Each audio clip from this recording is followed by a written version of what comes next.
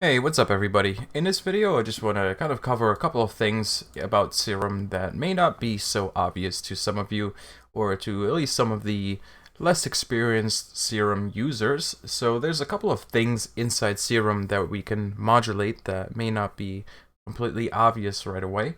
One good example is when we right click any parameter here and go to mod source, we see a few different things that we don't actually see as a modulator. So for example, we can see that we have these envelopes, these LFOs, the velocity tracking and the note tracking here. We have the pitch bend, we have the mod wheel, we have the macros and all that stuff.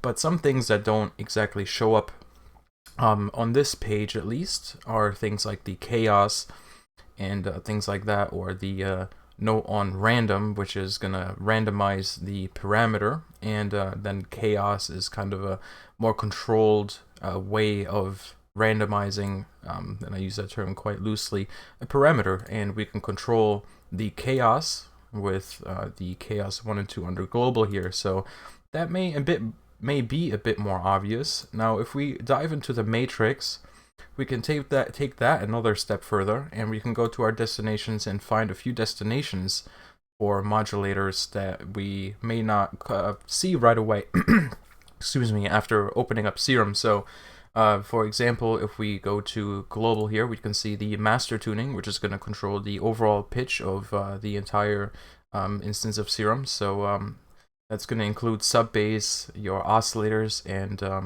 your noise and all that. And we also have the chaos rate 1 and 2. So for example, if we're going to use LFO 1 here, we can actually modulate the rate of the chaos over here under 1 and 2. So that's all pretty interesting. And that's one of the things that it may take a little bit longer for some people to discover after getting Serum.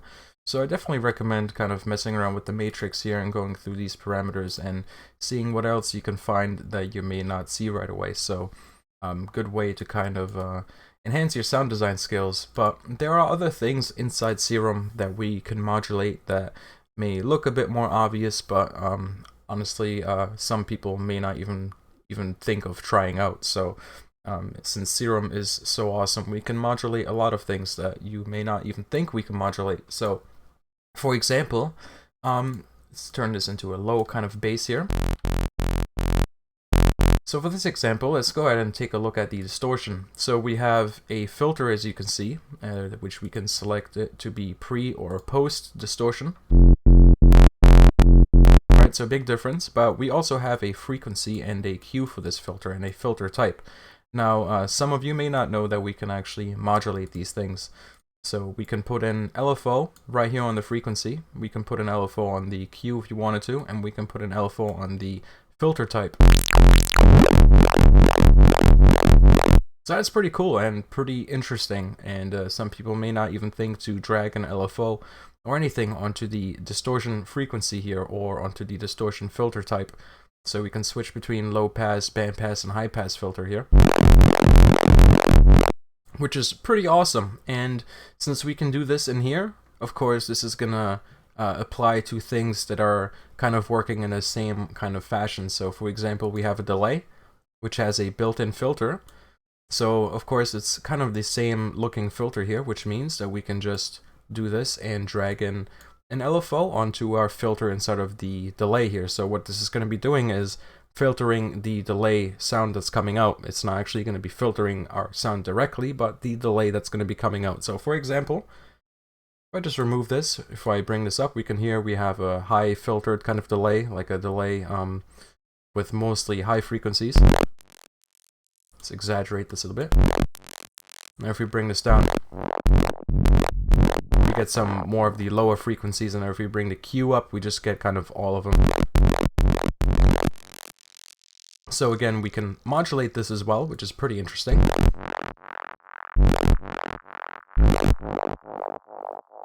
And can create some really interesting delay effects. But where we can take this a step further is by doing this. So now we have pretty much control or modulation control over the time of the delay as well. And just check out how weird that sounds, how different that delay sounds all of a sudden. Because the left and right channel are going to be delaying at slightly different times.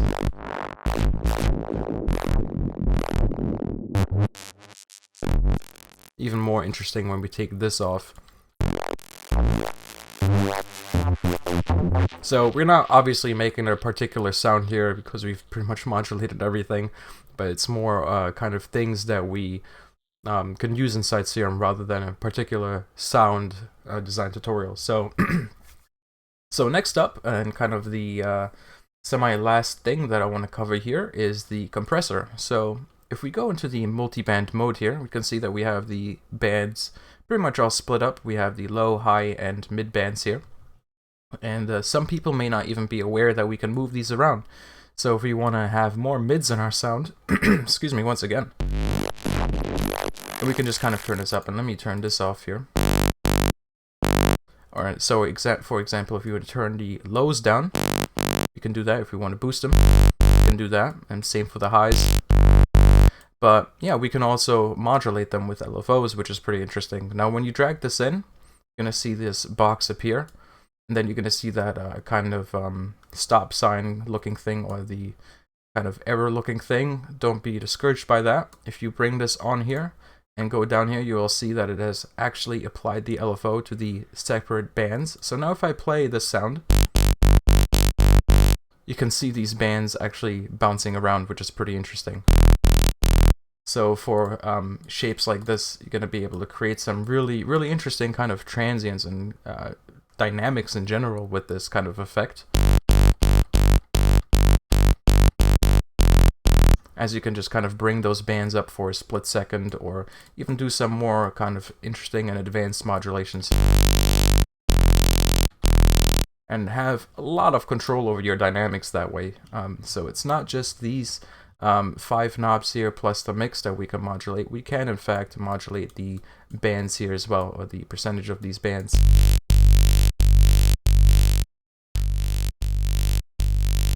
So that's pretty interesting, and that is basically the last point that I wanted to cover. I just want to mention that there are a whole bunch of other features that are worth exploring, which kind of deserve their own separate videos. So if you haven't checked out the global, then you probably should, because there's a lot of cool things that we can do over here as well.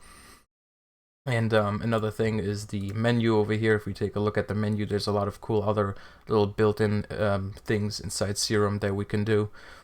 For example, internal resampling and all kinds of cool things like that, which we can use to not just make cool sounds, but also cool wavetables. But that is a thing for another video, as this video is mainly just about these cool little hidden modulatable features and some of the other hidden gems inside of Serum. So hope you guys enjoyed this quick little tutorial, and yeah, with that being said, I hope you guys have a good one.